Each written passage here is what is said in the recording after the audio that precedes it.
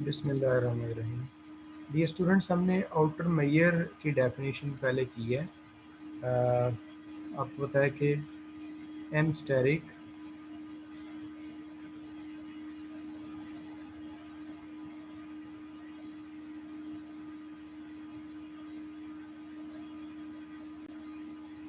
जी, outer measure के बारे में आपने ये पढ़ा है कि mu asterisk which is from 2 raise power x to this close interval 0 से इन्फिनिटी। और इसमें क्या था, number 1 mu asterisk of pi, this is 0। Number 2 mu asterisk is monotonic.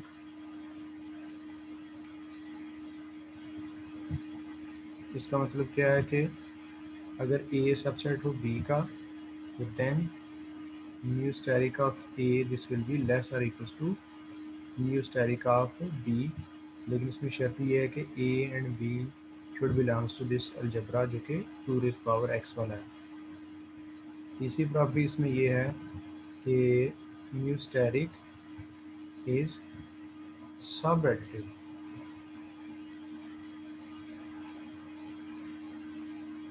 मतलब कि mu asterisk of this union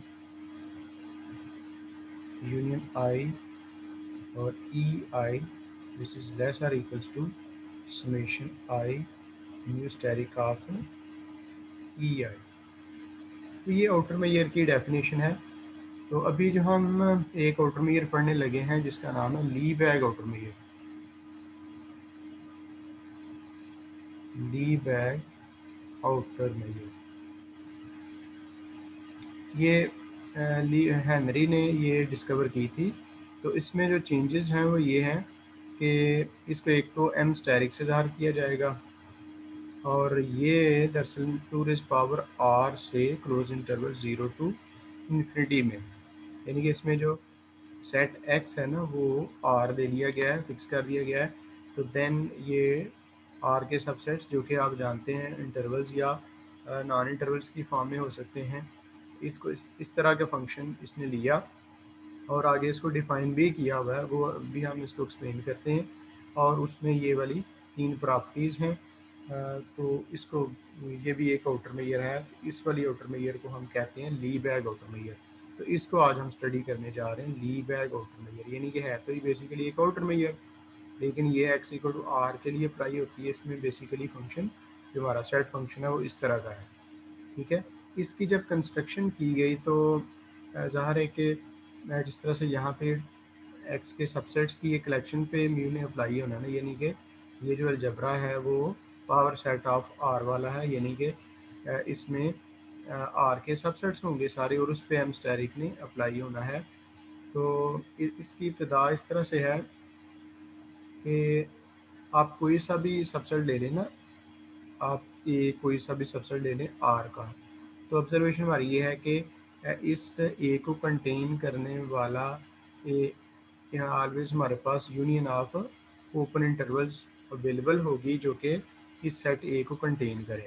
basic sense ये है कि अगर आप कोई आर का एक सबसेट लेते हैं, लेट्स से कि ए, तो देन ये किसी भी तरह का हो, चाहे ये इंटरवल हो या नॉन इंटरवल हो, तो इसको कंटेन करने वाले इंटरवल्स की यूनियन हमारे पास होगी। जैसे कि सपोज करें कि ये रियल लाइन है और इसमें जो सेट ए है ना, उसके ये 2-3 पॉइंट्स हैं। Suppose this is the set ए, ठीक है। तो अब इसको कंटेन करने वाले इंटरवल्स की एक कलेक्शन हमारे पास ऑलवेज अवेलेबल होगी, जैसे ये है और ये है। जैसे कि मतलब ये दो इंटरवल्स, इनकी यूनियन लें तो ये ए को सारे को कंटेन कर रही है। तो ये किसी भी तरह का आप आर का सबसेट लेंगे तो इसको कंटेन करने वाले इंटरवल्स की यूनियन ऑलवेज हमारे पास अवेलेबल होगी। तो जो कि ये है। तो देन इसने एम स्टेरिक ऑफ ए को इस अंदाज में डिफ़ाइन किया कि this is equal to infimum और then summation n length of in such that a is a subset of union n in। ये एक फंक्शन उसने डिफाइन किया जिसको उसने प्रूव करना है कि ये फंक्शन एक आउटर मेजर फंक्शन है। देखिए एक तो ये है कि ये आर के सबसेट्स पे अप्लाई हो रहा है, A is any subset of R, और जैसे हमने कहा कि कोई भी सबसेट ऑफ आर नहीं उसको कंटेन करने वाले इंटरवल्स की यूनियन ऑलवेज अवेलेबल होगी। अब ये यूनियन में एक तो एलिमेंट ज़्यादा ये कम हो सकते हैं, दूसरे नंबर पे इसमें जो इंटरवल्स हैं वो छोटे या बड़े हो सकते हैं। तो ये जो इंटरवल्स हैं जिनकी यूनियन ए को कंटेन कर रही है उसकी लेंथ भी हम कैलकुलेट, जैसे ये यहाँ पे दो इंटरवल्स हैं ना, जैसे यहाँ पे मैं कह लूँ कि इसको कह लूँ ए बी और इस वाले को कह लूँ A1 B1, ठीक है। तो यहाँ पे जो यूनियन एन आई एन होगा वो इन दो इंटरवल्स की यूनियन होगी, यानी कि A1 B1 union A2 B2, ठीक है। तो इस इंटरवल में इन इंटरवल्स की लेंथ्स का जो सम है वो ये है, sum of the lengths of these intervals whose union contains this set A. और ज़ाहिर है कि आप इंटरवल्स तादाद में कम या ज़्यादा लिए जा सकते हैं। देखो जैसे ये ए को कंटेन करने वाले दो इंटरवल्स लिए हैं, हो सकता है कि ये एक जो इंटरवल है वो भी काफ़ी था इसको, यानी कि इंटरवल्स की तादाद कम या ज़्यादा हो सकती है और इंटरवल्स का जो रेडियस है ना वो कम या ज़्यादा हो सकता है। तो हमें क्या करना चाहिए कि हमें वो जो इंटरवल्स जो कि तादाद में मिनिमम हो उनकी लेंथ्स का सम सबसे मिनिमम हो, इन्फिमम हो, उस इन्फिमम वैल्यू को आपने जो देखना है और चेक करना है उसको हम एम स्टेरिक ऑफ ए का नाम देंगे।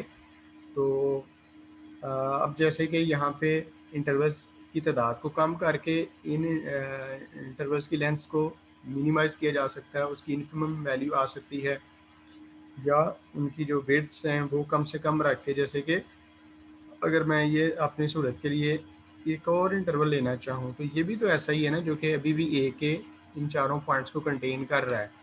तो ये जो इंटरवल्स जो कि जिनकी यूनियन ए को कंटेन कर रही है उनकी तादाद हमें कम से कम करनी है, सो दैट के इन्हीं इंटरवल्स की लेंथ्स का जो सम है वो इन्फिमम हो, कम से कम हो। और दूसरे नंबर पे ये कि हम छोटे रेडियस वाले इंटरवल्स लेंगे, तादाद को भी कम से कम करने की कोशिश करेंगे और उनका रेडियस भी कम से कम, सो दैट के इन इंटरवल्स जो कि इसमें डिस्कस हुए हैं उनकी लेंथ्स का सम सबसे कम हो, इन्फिमम हो। तो ये जो चीज़ है ना एम स्टेरिक, ये वाला फंक्शन उसने डिफ़ाइन किया था ली बैग ने, हेनरी ली बैग ने। तो जो कि देख लें आर के सबसेट्स पे अप्लाई हो रहा है और इसका जो आंसर है ज़ाहिर है कि ये लेंथ्स के सम की जो इन्फिमम वैल्यू है वो ज़्यादा से ज़्यादा क्या हो सकती है, ज़ीरो हो सकती है या पॉजिटिव हो सकती है, यानी कि इसकी जो रेंज है वो इसी कैटेगरी में फॉल करती है। तो इस फंक्शन को हमने स्टडी करना है और पहले नंबर पे प्रूव करना है कि ये जो फंक्शन है जो कि एम स्टेरिक है वो आउटर मेजर है कि कैसे। इसके लिए वो जो 3 पॉइंट्स हैं डेफिनेशन के ऊपर, जैसे कि यहाँ पे ये म्यू स्टेरिक के लिए लिखे हैं, वो इसके लिए हम वेरीफाई करवाएंगे। नंबर 1 कि ये जो एम स्टेरिक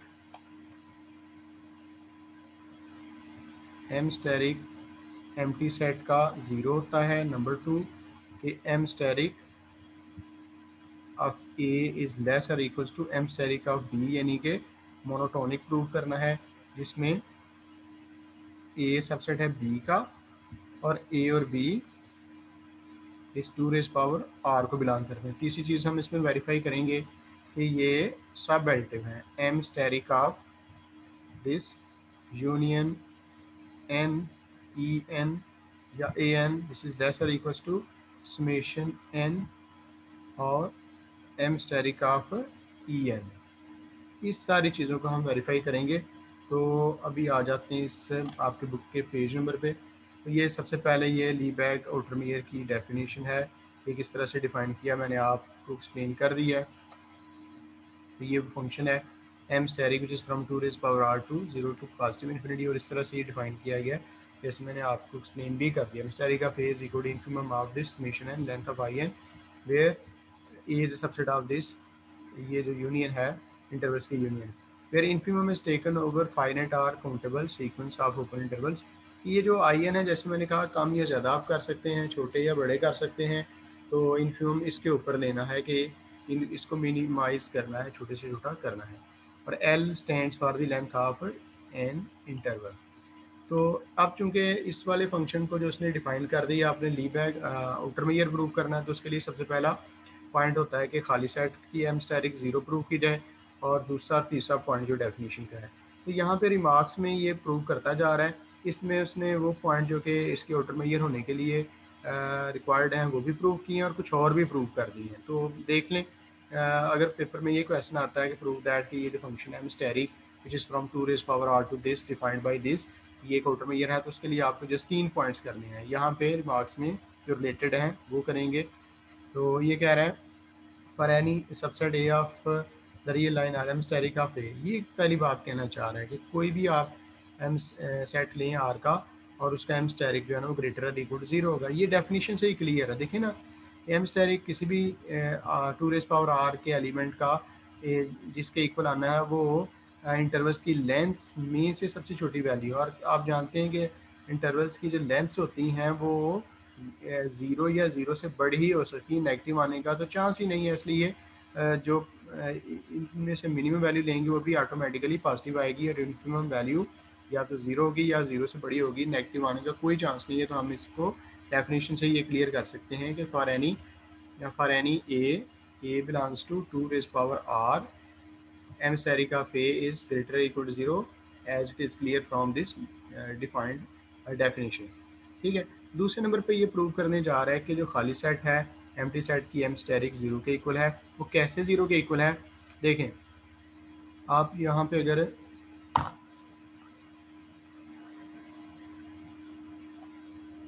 चलिए यहाँ पे मैं बना लेता हूँ। फ़र्ज़ करें ये एरियल लाइन पे मैं काम कर रहा हूँ, तो सपोज़ ये ज़ीरो है, और देखें इसे आप थोड़ा एप्सिलॉन पीछे आ जाएं और एप्सिलॉन आगे चले जाएं। ये जो विड्थ मैंने ली है ना वो एप्सिलॉन बाई 4 ली है, ये इस तरफ भी एप्सिलॉन बाई 4। ये जो पॉइंट है ना ये क्या बन जाएगा भला? ये बन जाएगा 0 माइनस एप्सिलॉन बाई 4, और ये जो पॉइंट है ये क्या हो जाएगा? 0 से एप्सिलॉन बाई 4 आ गया तो ये बन जाएगा 0 प्लस एप्सिलॉन बाई 4। ठीक है ना? तो देखें एम्प्टी सेट चूँकि हर सेट का सबसेट होता है, लिहाजा ये इस वाले इंटरवल का भी सबसेट होगा। ठीक है। और ये जो इंटरवल है ना इसकी ज़रा लेंथ तो आप देखें, ये जो माइनस पाई बाई 4 से प्लस पाई बाई 4 है, क्या इसकी लेंथ पाई बाई 2 नहीं है? देखो दिस माइनस दिस, आप एलसीएम लेंगे तो एप्सिलॉन बाई 2 आएगा। ठीक है। तो इसकी लेंथ भी नीचे लिख ली गई कि इस वाली की लेंथ एप्सिलॉन बाई 2 है। ओके। अब जो हमें एम्प्टी सेट की एम स्टेरिक लेनी है, तो एम स्टेरिक क्या होगी? एम स्टेरिक आपने अभी अभी कहा ना कि जो जिन इंटरवल्स की यूनियन इस सेट खाली सेट को कंटेन करेगी उसकी लेंथ का जो सम है उसमें से जो उसका जो इन्फिमम होगा ना वो एम स्टेरिक ऑफ फाई होगा। तो देखें एक तरफ है एम स्टेरिक ऑफ फाई, दूसरी तरफ ये क्या है? दिस इज़ एन इंटरवल जो कि इसको खाली सेट को कंटेन कर रहा है। तो खाली सेट को कंटेन करने वाले और इंटरवल्स भी हो सकते हैं, और उनकी यूनियन भी खाली सेट को कंटेन कर सकती है। तो हमें उन इंटरवल्स जो कि खाली सेट को कंटेन करते हैं उनकी लेंथ्स के सम में का जो लेंथ्स के सम की जो मिनिमम वैल्यू आ सकती है ना वो चूज़ करनी है। So M asterisk of phi is the minimum value, and this epsilon by 2 is any other value जो कि किसी और इंटरवल की लेंथ का सम है। तो ये इससे लेस होगी, और एप्सिलॉन बाई 2 से बड़ा नंबर है एप्सिलॉन। तो अगर आप इसको ट्रांजिटिव प्रॉपर्टी के ज़रिए से स्किप करें तो एम स्टेरिक ऑफ फाई बन जाता है लेस देन एप्सिलॉन। अब रियल एनालिसिस का ये एक रिजल्ट है कि जब कोई एक नंबर हो जो कि पॉजिटिव हो, ज़ीरो या ज़ीरो से बड़ा हो सकता हो, लेकिन वो हर पॉजिटिव नंबर से छोटा हो, तो वो कहते हैं कि ये ज़ीरो हो सकता है। M asterisk of phi is zero. देखिए यहाँ पे थोड़ी सी वजाहत की ज़रूरत कि एम स्टेरिक ऑफ फाई क्या होता है? ये उन इंटरवल्स की लेंथ के सम की जो मिनिमम पॉसिबल वैल्यू है वो होता है, जबकि ये क्या है?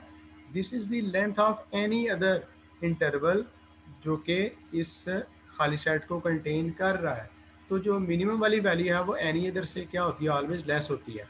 तो ये दरअसल एम स्टेरिक को जो आउटर प्रूव करना उसकी डेफिनेशन का पहला पॉइंट है, जो ये सेकेंडरी मार्क्स में वेरीफाई किया गया, प्रूव किया गया। इसके बाद जो थर्ड पॉइंट है कि जो सिंगल्टन सेट होता है उसकी एम स्टेरिक 5, उसकी एम स्टेरिक 0 होती है। ये ज़ाहिर है आउटरमेयर की डेफिनेशन का तो नहीं है, लेकिन ये वैसे अलग से पूछा जा सकता है कि प्रूव करें कि Lebesgue outer measure of A singleton set is 0। ये कैसे 0 है? देखो, ये जो सेट है एक्स ये इसका सबसेट है। कैसे भला? ये फ़र्ज़ कर लें उसी तरह से सेंटर पे अगर आप एक्स ले लें और ये थोड़ा सा राइट पे चले जाएँ, उतना ही लेफ़्ट पे आ जाएँ और इसको आप कह लें कि ये एप्सिलॉन बाई 4 है, ये एप्सिलॉन बाई 4 है। तो उसी तरह से जैसे आप ऊपर कर रहे थे, ये पॉइंट बन गया एक्स प्लस एप्सिलॉन बाई 4 और ये बन गया एक्स माइनस एप्सिलॉन बाई 4। ये इंटरवल बन गया एक्स माइनस एप्सिलॉन बाई 4 से एक्स प्लस एप्सिलॉन बाई 4 और ये ज़ाहिर है एक्स को कंटेन कर रहा है, ठीक है। और इसकी लेंथ भी ज़ाहिर है अगर आप बी माइनस ए के फार्मूले से करेंगे तो ये इसकी लेंथ आ जाएगी। ओके, अगेन अगर हम एम स्टेरी का हाफ एक्स फाइंड करना चाहते हैं तो ये क्या है? This is the infimum of the sum of the lengths of those intervals which contains this set X. तो ये this is one of the intervals जो कि यूनियन में से है और वो एक्स को कंटेन कर रहा है। तो जो इन्फिमम वैल्यू होती है वो एनी अदर वैल्यू से ऑलवेज लेस होती है। उसी तरह से जिस तरह से ऊपर रिजल्ट आया उसी तरह से ही इसकी क्लैरिफिकेशन आ जाएगी कि M asterisk of X is zero. इससे अगला पॉइंट जो हम वेरीफाई करेंगे ये असल में आउटर मेयर की प्रूव करने का नेक्स्ट पॉइंट है कि एम स्टेरिक को हमने मोनोटोनिक प्रूव करना है, ठीक है।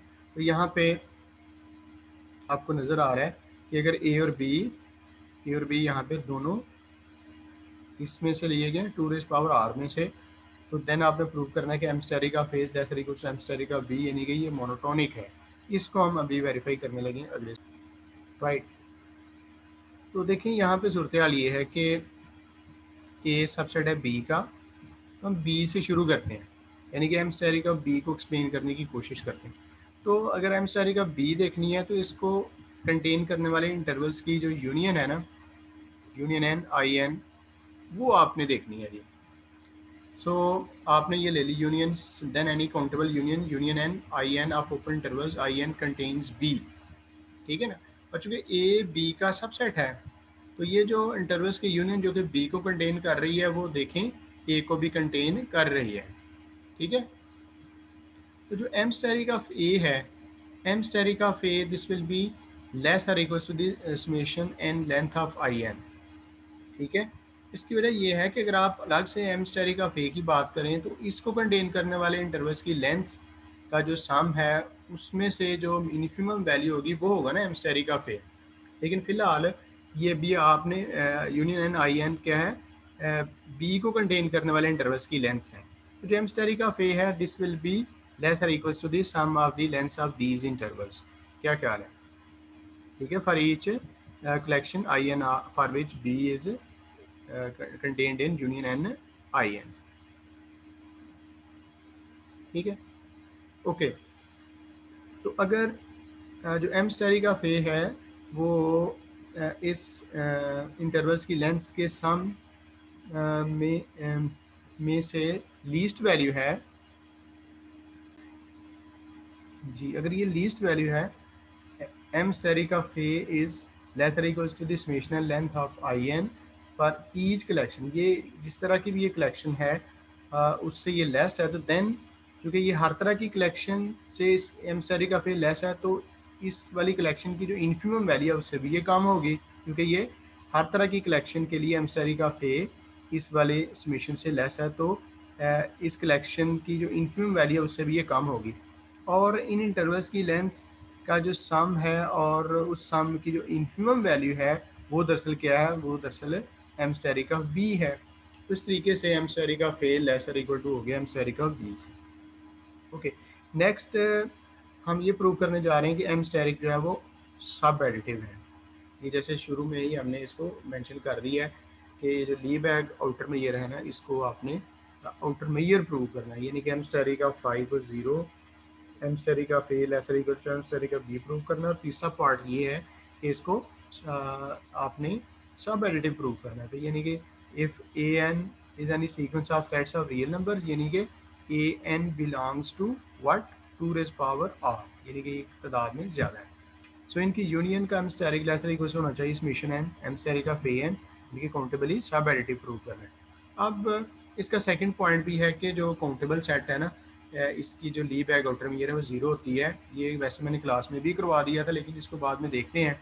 ओके, अब ये चीज़ जो हम प्रूव करने जा रहे हैं ना, इसमें पहला केस ये लिया गया है कि अगर ये जो M asterisk of A N है दिस सिंगल वैल्यू अगर ये इन्फिनिटी हो, तो ज़ाहिर है कि ये समेशन ने ऐसे ऐड होना है ना। तो अगर M asterisk of A N infinity बन गया तो इन्फिनिटी तो किसी भी वैल्यू से, अगर यहाँ पे कुछ भी लें, ये ज़ीरो हो या ज़ीरो से बड़ा, लेकिन इधर जब इन्फिनिटी है तो ये इक्वेशन सेटिस्फाई हो जाएगी।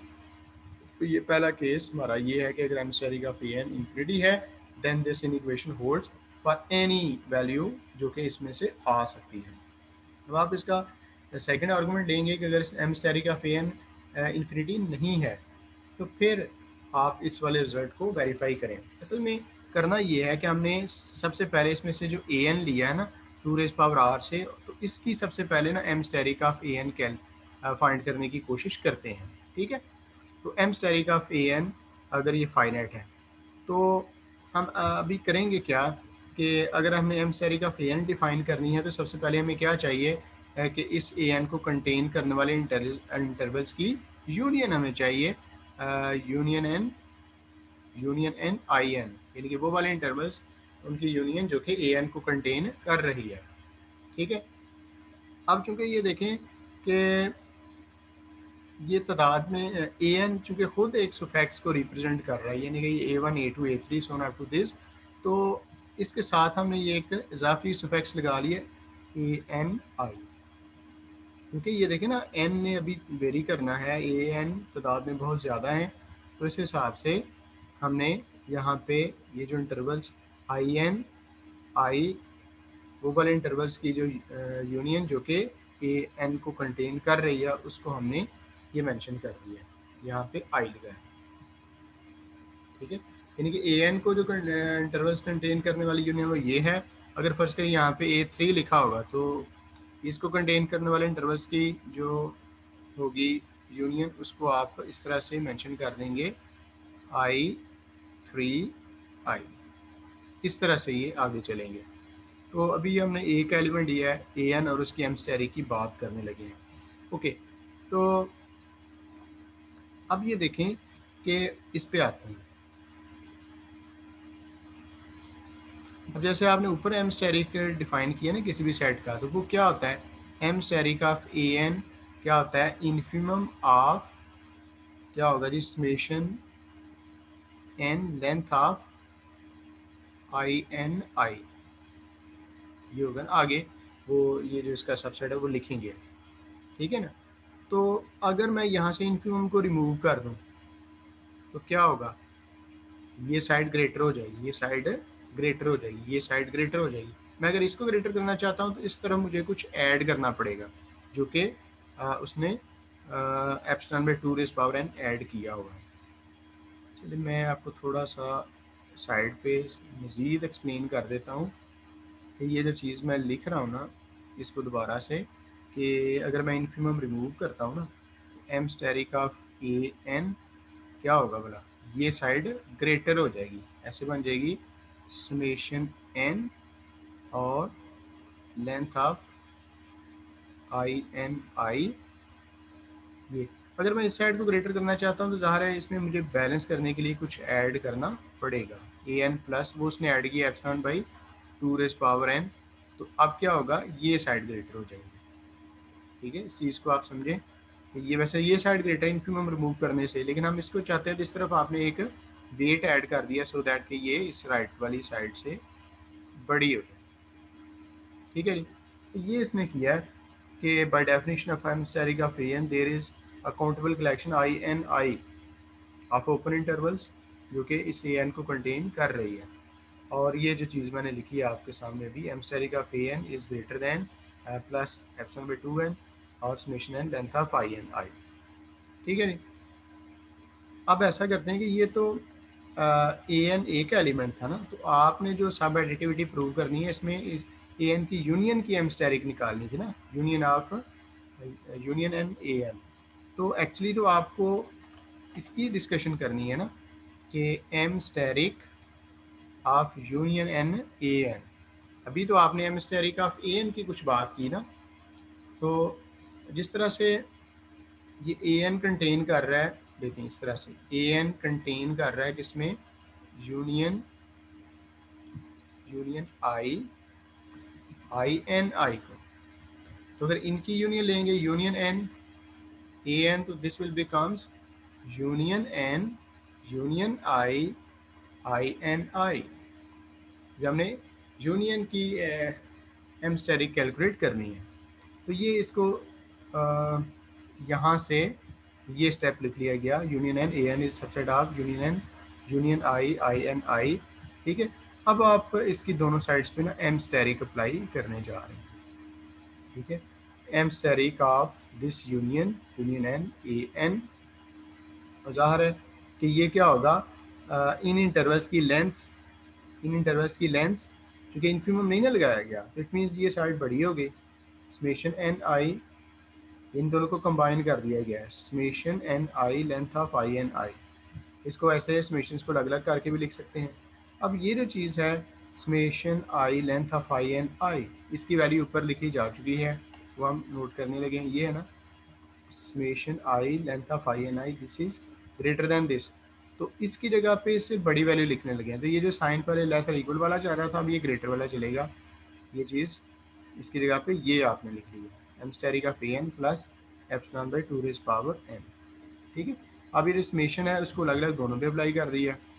ये बन गया summation N M asterisk of A N plus, अब ये जो चीज़ है ये किसके इक्वल हुई, देखो ना, इसमें से एप्सिलॉन को मैं बाहर निकाल लेता हूँ, बाकी रह गया समेशन एन और ये 1/2 रेज़ पावर एन। ये ज्योमेट्रिक सीरीज़ है, इसको अगर आप एक्सपेंड करें ना, ये ज्योमेट्रिक सीरीज़ है जिसमें इसका जो सम है ना वो आएगा इसके इक्वल, 1 के इक्वल।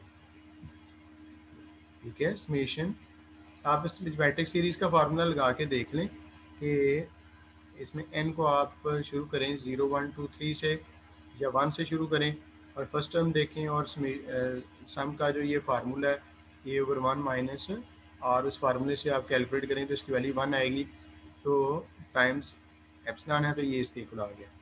ओके, ये इससे लेस,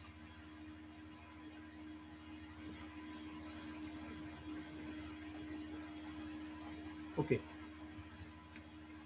जब आप ये सारा आ गया, अब आप अगर इसको रिमूव करेंगे तो ये साइड पहले ये इससे स्ट्रिक्टली ग्रेटर थी ना, जब इसको रिमूव कर दिया तो आप लेस और इक्वल सिंबल इसमें यूज़ होगी।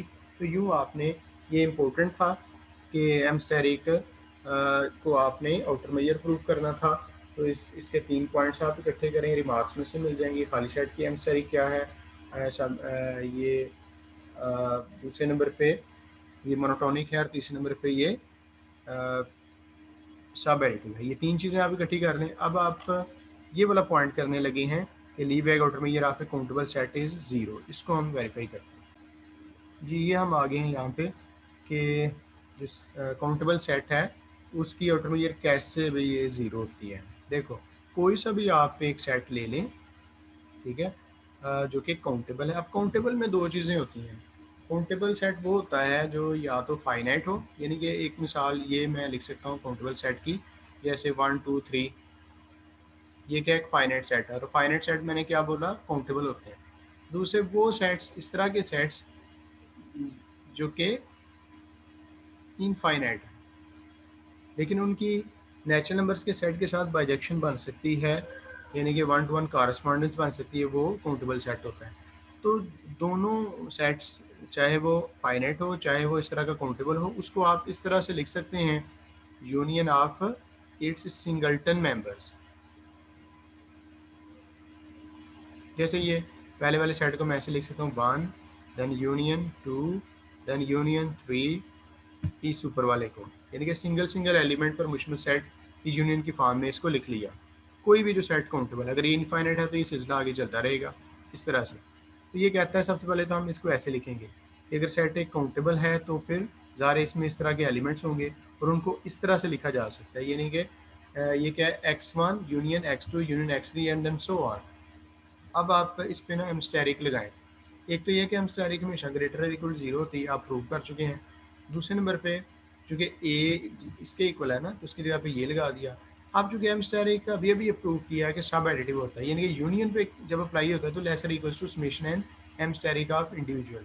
अब ये जो एमस्टेरिक ऑफ एक्स एन है ना, ये एक सिंगल्टन सेट की एमस्टेरिक है और आप पहले प्रूव कर चुके हैं कि जो सिंगल्टन सेट है उसकी ली बैग आउटर में ये 0 होती है, तो इस हवाले से ये 0 हो गया। ठीक है ना, तो यहाँ पे आपने प्रूव कर दिया कि जो सेट का काउंटेबल है उसकी ली बैग आउटर मेजर क्या होती है ज़ीरो। इस चीज़ को आपने जहन में रखना है। ये इसलिए जहन में रखना है क्योंकि जो जो सेट भी हमारे पास आता जाएगा ना काउंटेबल, उसकी आउटर मेजर को हम ली बैग आउटर मेजर को ज़ीरो लिखते जाएंगे। अच्छा, ये जो ऊपर आपने रिमार्क्स इकट्ठे किए, जैसे आपने एम स्टैरी का फाइव को ज़ीरो प्रूव किया, एम स्टैरी को मोनोटोनिक प्रूव किया और काउंटेबल सब एडिटिव प्रूव किया, जो पीछे कर चुके हैं। इन तीनों को इकट्ठा करें तो कहता है कि ये काफ़ी है बताने के लिए कि ये जो एम स्टैरिक है वो एक आउटर मेजर है। वो जो डेफिनेशन पीछे चली थी आउटर मेजर की, उसके हवाले से। अच्छा, इसमें अब नेक्स्ट क्या है कि ये जो सेट्स उसने लिखे हैं ये सारे काउंटेबल हैं। कैसे काउंटेबल हैं? आपने रियल एनालिसिस देखनी है जी इसका, चैप्टर नंबर 1। तो ये सेट तो अभी फाइनाइट है, काउंटेबल है, एन एन के साथ बाइजेक्शन बनाता है, जी भी एन के साथ बाइजेक्शन बनाता है। ये आप रियल एनालिसिस की फर्स्ट चैप्टर से देखिए, क्यू एन क्रॉस एन और क्यू क्रॉस क्यू ये सारे काउंटेबल हैं। और चूँकि जो काउंटेबल है उसकी ली बैक आउटर में ज़ीरो होती है, जो अभी आपने ऊपर प्रूव किया है। तो इस हवाले से आपने इसको रेफरेंस दे के इनके आउटर मेजर्स को ज़ीरो के इक्वल लिखना है। नेक्स्ट जो काम है वो आपके ज़िम्मे है। ये थ्योरम है, इसकी प्रेजेंटेशन मैंने लेनी है। हर दफ़ा जब ये कोर्स आता है तो मैं इसकी प्रेजेंटेशन लेता हूँ।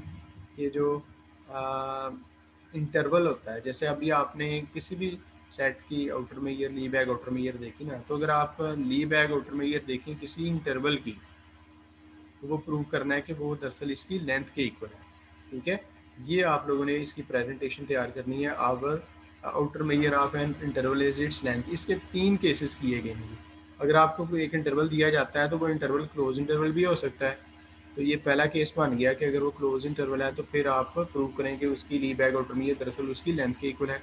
दूसरे नंबर पे ये जो इंटरवल है वो ओपन इंटरवल भी हो सकता है, तो उसका दूसरा केस है। और इसी तरह से ये जो इंटरवल है वो सेमी ओपन क्लोज भी हो सकता है और इनफाइनाइट भी हो सकता है। ये तीनों केसेस हैं जिसकी आपने वेरिफिकेशन करनी है विद लॉजिकल आर्गूमेंट्स। तो ये आपका नेक्स्ट टास्क है, इसको आप कंप्लीट कर लें और मुझे वीडियो की सूरत में ज़रा एक्सप्लेन करके इसके बारे में बताएं। बाकी इसको यहीं पे समाप्त करते हैं। ठीक है, ओके जी, अल्लाह हाफिज़।